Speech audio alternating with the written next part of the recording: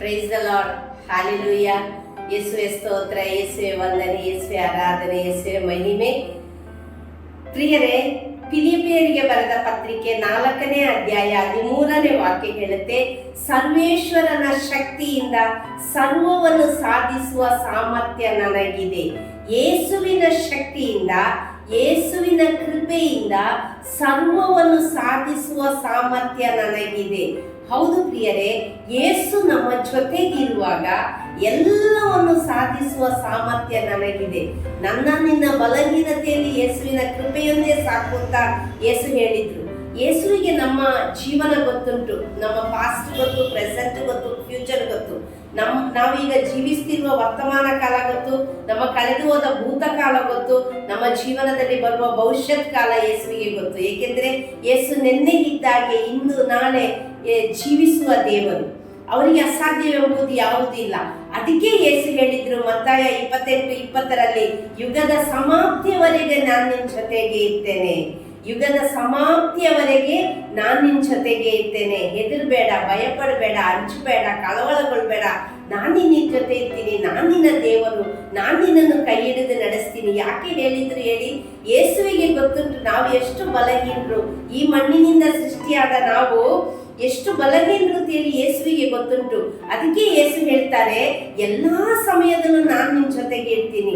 ನಿನ್ನ ಇಹಲೋಕದ ಚಿಂತಾಭಾರಗಳನ್ನು ನನಗೆ ವಹಿಸಿಕೊಡುವಾಗ ಅದನ್ನು ನಾನು ಹೊತ್ತುಕೊಳ್ಳುತ್ತೇನೆ. ಆದರೆ ಪ್ರಿಯರೇ, ನಾವು ಯಾವಾಗಲೂ ಬೆಳಿಗ್ಗೆ ಎದ್ದ ತಕ್ಷಣನೇ ನಮ್ಮ ತಲೆಯಲ್ಲಿ ಬರೋದು, ಯೇಸುವೆ ಇವತ್ತು ಎಷ್ಟು ಸಾಲ ಉಂಟು, ಹೆಂಗೆ ತೀರಿಸ್ಲಿ? ಯೇಸುವೆ ಇವತ್ತು ಇರೋಗ ಸಾಕಾಗಿ ಹೋಯ್ತು. ನೋವು, ವೇದನೆ, ಸಂಕಟ, ದುಃಖ, ನಿರಾಶೆ, ಸೋಲು ಸಾಕಾಗಿ ಹೋಯ್ತು. ನಾವು ಯಾವಾಗಲೂ ನೆಗೆಟಿವಲ್ಲೇ ಬದುಕೋರು, ನೆಗೆಟಿವೇ ಮಾತಾಡೋರು. ಈಗ ಯಾರಾದರೂ ಬಂದು ಪರವಾಗಿಲ್ಲಪ್ಪ, ನಾನು ಪ್ರೇಯರ್ ಮಾಡ್ತೀನಿ, ಎಲ್ಲ ಸರಿಯಾಗುತ್ತೆ. ಏನು ಸರಿಯಾಗುತ್ತೋ ಏನೋ, ಪ್ರಾರ್ಥಿಸಿ ಸಾಕಾಗಿ ಹೋಗಿದೆ. ಯಾವಾಗ ಸರಿ ಆಗ್ತದೋ ಏನೋ. ಹೌದು, ನಾವು ಮನುಷ್ಯರು ಅಲ್ವಾ? ಮನುಷ್ಯರಿಗೆ ಇವತ್ತು ಬಿತ್ತಿ ಇವತ್ತೇ ಕೊಯ್ಬೇಕು, ಇವತ್ತು ಮದುವೆ ಆದ್ರೆ ನಾಳೆನೇ ಮಗಬೇಕು. ನಾವು ಅಂತ ಏನು ಫಾಸ್ಟ್ ಫುಡ್ ಕಾಲದಲ್ಲಿ ಜೀವಿಸ್ತಾ ಇರುವವರು. ನಮಗೆಲ್ಲ ಇನ್ಸ್ಟಂಟೇ ಬೇಕು, ಕಾಯಲಿಕ್ಕೆಲ್ಲ ಆಗೋದಿಲ್ಲ. ಒಂದು ಕಾಲ ಇತ್ತು, ಒಂದು ಮರ ಬಿತ್ತಿ 10 ವರ್ಷ ಆದ್ಮೇಲೆ ಫಲ ಕೊಯ್ಯೋದು, ಅಥವಾ 4-5 ವರ್ಷ ಆದ್ಮೇಲೆ ಫಲ ಕೊಯ್ಯೋದು. ಈಗ ಹಂಗಿಲ್ಲ. ಇವತ್ತು ಬೀಜ ಬಿತ್ತಿದ್ರೆ 6 ತಿಂಗಳಲ್ಲೇ ನಮಗೆ ಫಸಲು ಬೇಕು. ಆ ಥರ ಜೀವನ. ಇವತ್ತು ಚಿಕನ್ ನೋಡಿ, ನಾವು ಇವತ್ತು ಚಿಕನ್ ಒಂದು ಮರಿಯಾಗಿ ನಮಗೆ ಅದರದೊಂದು ಇಳುವರಿ ಬೇಕಾದ್ರೆ, ಅಥವಾ ಅದನ್ನ ಮಾಂಸ ಮಾಡಿ ತಿನ್ನಬೇಕಾದ್ರೆ ಒಂದು 6-7 ತಿಂಗಳು ಬೇಕಿತ್ತು. ಈಗ ಹಾಗೆ ಅಲ್ಲ, 2 ತಿಂಗಳು 3 ತಿಂಗಳಿಗೆ ನಾವು ಇಂಜೆಕ್ಷನ್ ಕೊಟ್ಟು, ಹಾರ್ಮೋನ್ ಇಂಜೆಕ್ಷನ್ ಕೊಟ್ಟು, ನಾವೆಂತ ಬುದ್ಧಿವಂತರಲ್ಲ ರೀ. ಎಲ್ಲದಕ್ಕೂ ಹಾರ್ಮೋನ್ ಇಂಜೆಕ್ಷನ್ ಕೊಟ್ಟು ನಾವು 2 ತಿಂಗಳು 3 ತಿಂಗಳಲ್ಲಿ ಅದನ್ನ ಕೊಬ್ಬಿದ ಕೋಳಿಯನ್ನಾಗಿ ಮಾಡಿ ನಾವು ಮಾಂಸ ಮಾಡಿ ತಿಂದು, ನಾವು 70-80 ವರ್ಷದ ಬದುಕುವವರು 40-50 ವರ್ಷದಲ್ಲೇ ಗೊಟ್ಟಕ್ಕಾಗಿ ಹೋಗ್ತಾ ಇದ್ವಿ. ನಮಗೆಲ್ಲ ಇನ್ಸ್ಟಂಟ್ ಬೇಕು ಇವತ್ತು. ಅಷ್ಟು ಅವಸರ ಕೊಟ್ಟಿದ್ದವರು ನಾವು. ಎಲ್ಲ ಸಹ ನಮಗೆ ಅವಸರದಲ್ಲೇ ಬೇಕು. ಆದ್ರೆ ಯೇಸು ಹೇಳ್ತಾರೆ, ನೀನ್ ಏನಾದ್ರೂ ಅವಸರ ಪಡು ಮಗ, ನೀನ್ ಏನಾದ್ರೂ ಅವಸರ ಪಡು ಮಗಳೇ, ನೀನ್ ಏನು ಹೆದರ್ಬೇಡ, ನೀನ್ ನನ್ನನ್ನು ಗಟ್ಟಿಯಾಗಿ ಹಿಡ್ಕೋ. ನಿನಗೆ ಏನ್ ಸಾಧನೆ ಮಾಡ್ಬೇಕು ಅದೆಲ್ಲವನ್ನು ಸಾಧಿಸ್ಲಿಕ್ಕೆ ನಾನು ನಿನಗೆ ಸಾಮರ್ಥ್ಯ ಕೊಡ್ತೀನಿ. ಅದು ಬರೀ ಇಹಲೋಕದಲ್ಲಿರುವ ಐಶ್ವರ್ಯ, ಇಹಲೋಕದಲ್ಲಿರುವ ಆರೋಗ್ಯ, ಇಹಲೋಕದಲ್ಲಿರುವ ಎಲ್ಲ ಸುಖ ಸಂಪತ್ತು ಅದು ಮಾತ್ರ ಅಲ್ಲ, ನಿನಗೆ ನಿತ್ಯ ಜೀವ ಕೂಡ. ನೀನು ನನ್ನೊಂದಿಗಿರುವಾಗ ನಿತ್ಯ ಜೀವವನ್ನು ಸಾಧಿಸುವ, ನಿತ್ಯ ಜೀವವನ್ನು ಪಡೆದುಕೊಳ್ಳುವ ಸಾಮರ್ಥ್ಯವನ್ನು ಕೂಡ, ಆ ಮಾರ್ಗ ದಾರಿಯನ್ನು ಕೂಡ ನಾನೇ ನಿನಗೆ ತೋರಿಸಿಕೊಡ್ತೇನೆ. ಎಂತಹ ಮಹಿಮಾನ್ವಿತ ದೇವರು ರೀ. ನಾವು ಯಾವಾಗಲೂ ಒಂದು ಇಷ್ಟಿಷ್ಟರಲ್ಲೇ ಬದುಕೋರು.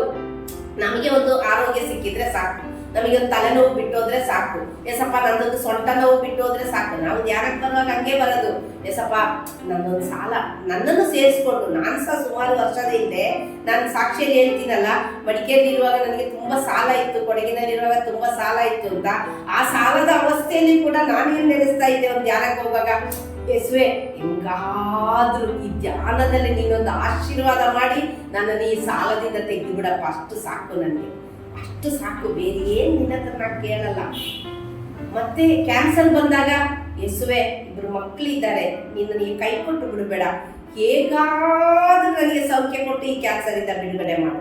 ಮತ್ತೆ ಇನ್ನೊಂದು ಏನೋ ಒಂದು ಕಷ್ಟಪಾಡುಗಳು ಬಂದಾಗ ಅದೇ ಹೇಳೋದು, ಅದು ಮಾತ್ರ ಮುಗಿದ್ರೆ ಸಾಕು, ಮತ್ತೇನು ಕೇಳಲ್ಲ.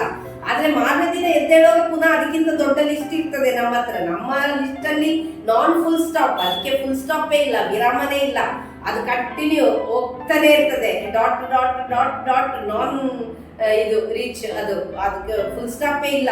ಅಷ್ಟು ನಮ್ಮ ಲಿಸ್ಟ್ ಅಲ್ಲಿ ಇದ್ರು ಕೂಡ, ಆದ್ರೂ ದೇವರು ಎಲ್ಲವನ್ನು ನಮಗೆ ನಾವು ಕೇಳೋದಕ್ಕಿಂತ ಬೇಡೋದಕ್ಕಿಂತ ಬಿಗಿಲಾಗಿ ಕೊಡ್ತಾ ಕೊಡ್ತಾ ಕೊಡ್ತಾ ಕೊಡ್ತಾ ಇದ್ರು. ನಮ್ಮ ಆಸೆಗಳು ಪೂರೈಸೋದು ಮಾತ್ರ ಅಲ್ಲ, ಅದಕ್ಕೆ ಒಂದು ಅಂತ್ಯ ಇಲ್ಲದಿರೋದು ಮಾತ್ರ ಅಲ್ಲ, ನಮ್ಮಲ್ಲಿ ಒಂದು ಪಾಸಿಟಿವೇ ಬರಲ್ಲ ಪ್ರಿಯರೇ, ಒಂದು ಪಾಸಿಟಿವೇ ಬರಲ್ಲ, ಒಂದು ಸಕಾರಾತ್ಮಕ ಚಿಂತೆನೇ ಬರಲ್ಲ, ಸಕಾರಾತ್ಮಕವಾದ ಚಿಂತೆನೇ ಬರಲ್ಲ. ಯಾವಾಗ ಅಯ್ಯೋ ಯಾರಾದ್ರೂ ಪ್ರೇಯರ್ ಮಾಡಕ್ಕೆ ಬಂದ್ರೆ ಸಾಕು, ಪ್ರೇಯರ್ ಮಾಡ್ತಿದ್ರಿ, ಎದುರುಬೇಡಿ, ಭಯಪಡಬೇಡಿ, ದೇವರಿದ್ದಾರೆ, ಯೇಸು ಇದ್ದಾರಲ್ಲ, ಯಾಕಪ್ಪ ಭಯಪಡ್ತೀವಿ, ಅಯ್ಯೋ ಏನಿದ್ದಾರೋ ಏನ್ ಸಿಸ್ಟರ್ ಯಾರಿಗೂ ಗೊತ್ತು, ಸಾಕಾಗಿ ಹೋಗಿದೆ ಜೀವನ, ಪ್ರೇಯರ್ ಮಾಡಿ ಮಾಡಿ ಧ್ಯಾನ ಕೂಟದಲ್ಲಿ ಭಾಗವಹಿಸಿ ಬೈಬಲ್ ಓದಿ ಎಲ್ಲ ಸಾಕಾಗಿ ಹೋಗಿದೆ. ಯಾವಾಗ್ಲೂ ನಾವೊಂದು ಸೋತು ಹೋಗಿದ್ದೀವಿ, ನಾನು ಸೋತು ಹೋಗಿದ್ದೀನಿ, ನನ್ನಿಂದ ಆಗಲ್ಲ, ನಂದು ಇಷ್ಟೇ ನಾವೊಂದು ನಂದಿಷ್ಟೇ ಅಂತೇಳಿ ಒಂದು ಸಣ್ಣ ಒಂದು ಸರ್ಕಲ್ ಒಳಗೆ ಇವತ್ತು ನಾವು ಬದುಕ್ತಾ ಇದ್ದೀವಿ. ಯೇಸು ಸಣ್ಣ ಸರ್ಕಲ್ ಒಳಗಿರುವ ದೇವರಲ್ಲರಿ, ಅವರು ಇಡೀ ಸೌರವ್ಯೂಹವನ್ನು, ಇಡೀ ಯೂನಿವರ್ಸ್ ಅನ್ನು ಸೃಷ್ಟಿ ಮಾಡಿದ ದೇವರು. ಅವ್ರು ಹೇಳ್ತಾರೆ, ನನ್ನ ಸಿಂಹಾಸನ ಆಕಾಶ ನನ್ನ ಸಿಂಹಾಸನ, ಭೂಮಿ ನನ್ನ ಪಾದಪೀಠ. ಅಂತ ಮಹಿಮಾನ್ವಿತ ದೇವರನ್ನು, ಮಹಿಮೆಯ ದೇವರನ್ನು ಆರಾಧಿಸುವ ದೇವರು ನಾವು. ನೆನೆಸಿ ನೋಡಿ, ಎಷ್ಟು ದೊಡ್ಡ ದೇವರು ನಮ್ಮ ದೇವರು, ಅಂತ ದೊಡ್ಡ ದೇವರು. ಸೃಷ್ಟಿಗಳಲ್ಲೇ ಶ್ರೇಷ್ಠ ಸೃಷ್ಟಿ ನಾನು ನೀನು, ಸೃಷ್ಟಿಗಳಲ್ಲಿ ಶ್ರೇಷ್ಠ ಸೃಷ್ಟಿ ಮನುಷ್ಯರು. ದೇವದೂತರಿಗಿಂತ ಸ್ವಲ್ಪನೇ ಕೆಳಗಿಟ್ಟಿದಂತೆ ನಮ್ಮನ್ನ. ಆದ್ರೆ ದೇವದೂತರು ಕೂಡ ಪರಮಪ್ರಸಾದವನ್ನು ಸ್ವೀಕರಿಸಲಿಲ್ಲ. ಆದ್ರೆ ನಾನು ನೀನು ಇವತ್ತು ಪರಮಪ್ರಸಾದವನ್ನು ಸ್ವೀಕರಿಸುವ ಆ ಕೃಪೆ ದೇವರು ನಮಗೆ ಕೊಟ್ಟಿದ್ದಾರೆ. ಅದಕ್ಕೆ ನಾನು ಯಾವಾಗ್ಲೂ ಹೇಳೋದು, ಆದಷ್ಟು ಬಲಿಪೂಜೆ ಮಿಸ್ ಮಾಡಬೇಡಿ, ಆದಷ್ಟು ಬಲಿಪೂಜೆಗೆ ಹೋಗಿ. ಆ ಶಕ್ತಿ ಉಂಟಲ್ಲ, ಯೇಸುವಿನ ಆ ರಕ್ತ ಮತ್ತೆ ಮಾಂಸವನ್ನು ಆ ಭುಜಿಸುವ ಆ ಶಕ್ತಿ ನಾವು ಸ್ವೀಕರಿಸುವಾಗ ನಮಗೆ ದೊಡ್ಡ ಒಂದು ಕೃಪೆ. ಅದಕ್ಕಾಗಿ ದೇವರಲ್ಲಿ ಪ್ರಾರ್ಥಿಸುವ, ಯೇಸಪ್ಪ ನಿನ್ನ ಕರುಣೆಯಿಂದ ನಾವು ಸರ್ವವನ್ನು ಸಾಧಿಸಬೇಕು. ನಾವು ಸೋತು ಹೋಗ್ಬಾರ್ದು, ಬಿದ್ದು ಹೋಗ್ಬಾರ್ದು, ಕುಂದಿ ಹೋಗ್ಬಾರ್ದು, ಕುಗ್ಗಿ ಹೋಗ್ಬಾರ್ದು. ನಮ್ಮ ಅವಶ್ಯಕತೆಗಳು ನಿನ್ನ ನಾಮದಲ್ಲಿ ಸಂಧಿಸಲ್ಪಡಲಿ. ಅವತ್ತು ಬಾತ್ಮಿಯನ್ನು ನೋಡು ಅಂತ ಹೇಳಿದ್ರಿ, ಅವನು ಕಣ್ಣು ಬಂತು. ಕುಷ್ಠರೋಗಿಯನ್ನು ನೋಡಿ ನೀನು ಎದ್ದು ನಡೆ ಅಂತ ಹೇಳಿದ್ರೆ ಅವನಿಗೆ ಸೌಖ್ಯ ಉಂಟಾಯಿತು. ಸತ್ತ ಲಾಸರನ್ನ ನೋಡಿ ನೀನು ಎದ್ದು ಬಾ ಅಂತ ಹೇಳಿದ್ರೆ ಅವನಿಗೆ ಜೀವ ಬಂತು. ಯೇಸುವೆ ಯಾಯಿರನ ಮಗಳನ್ನ ನೋಡಿ ಎದ್ದೇಳು ಅಂತ ಹೇಳಿದ್ರಿ, ಆ ಮಗಳು ಜೀವ ಪಡೆದು. ಯೇಸುವೆ ಅದೇ ರೀತಿ ನನ್ನ ಜೀವನದಲ್ಲಿ ಕೊಳೆತನಾಗುತ್ತಿರುವ ಎಲ್ಲ ಅವಸ್ಥೆಯಲ್ಲಿ ಜೀವ ತುಂಬಿ ನಮಗೆ ನಿತ್ಯ ಜೀವವನ್ನು ಸೌಭಾಗ್ಯ ದೊರಕುವ ತನಕ ಯೇಸುವೆ ನೀವು ನಮ್ಮ ಜೊತೆಗಿದ್ದು ನಮ್ಮನ್ನು ಹುರಿದುಂಬಿಸುತ್ತಾ, ನಮ್ಮನ್ನು ಆಶೀರ್ವದಿಸುತ್ತಾ, ನಮ್ಮ ಅಭಿಷೇಕಿಸುತ್ತಾ ಯೇಸುವೆ ನಿಮ್ಮ ಕೃಪೆಯಿಂದ ನಮ್ಮನ್ನು ನಡೆಸುವುದಕ್ಕಾಗಿ ಸ್ತೋತ್ರ. ನಮ್ಮೆಲ್ಲ ಬೇಡಿಕೆ ಕೋರಿಕೆಗಳು ಈಡೇರಿ ಸದಾ ನಾವು ಪಾಸಿಟಿವ್ ಆಗಿ ಪರಿಶುದ್ಧಾತ್ಮದ ಶಕ್ತಿಯಿಂದ ತುಂಬಲ್ಪಟ್ಟು ಯೇಸುವೆ ಅನೇಕರಿಗೆ ನಿಮ್ಮನ್ನು ಕೊಡುವ ಕೃಪೆ ನಮಗೆ ಉಂಟಾಗುವುದಕ್ಕಾಗಿ ಸ್ತೋತ್ರ. ಅಮ್ಮ ಮಧ್ಯೆ ಪ್ರಾರ್ಥಿಸಿರಿ ಯೇಸು ನಾಮದಲ್ಲಿ, amen. Praise the lord, hallelujah. ನಿಮ್ಮ ಸಹೋದರಿ ಮಂಜುಳಾ ಜಾಯ್ ಪ್ರೋ ಲೈಫರ್.